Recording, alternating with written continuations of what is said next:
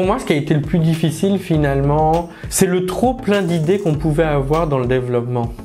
Parce qu'il y a un moment, il faut dire stop, il faut dire on fait ça d'abord et après on verra pour la suite.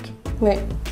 Moi, je pense que la principale difficulté, comme j'ai travaillé aussi sur le développement, c'était la première fois où je travaillais vraiment sur un gros projet d'application. Et voilà, le développement web, je gère, mais le développement d'application, c'est un peu plus difficile et j'étais pas trop habituée. Et c'était c'était frustrant en fait de pas réussir à faire quelque chose rapidement, quelque chose que j'aurais fait en web très vite. Sur application, c'était beaucoup plus compliqué. Donc c'était un peu la barrière de la technologie qui m'a un peu frustrée, mais sinon le design, pas spécialement de difficulté.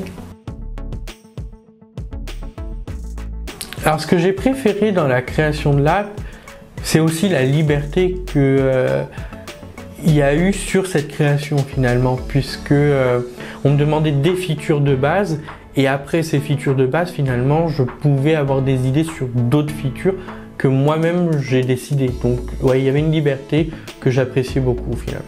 Bon. Ouais, moi je dirais pareil, la liberté, même sur le design en tout cas, même s'il y avait déjà une base, ça m'a servi juste surtout pour les fonctionnalités à mettre dans l'application, mais finalement visuellement je pouvais faire à peu près ce que je voulais. On a fait plusieurs essais, plusieurs tests, etc. mais j'étais assez libre. Donc c'était un bon exercice. Et puis finalement, oui, ce terme de liberté s'est ressenti sur quelque chose, c'est que nous, on n'est resté que dans la recherche et développement. Donc aujourd'hui, elle en est où l'application? Elle a été déployée chez tous les utilisateurs Appline sur Android et iOS.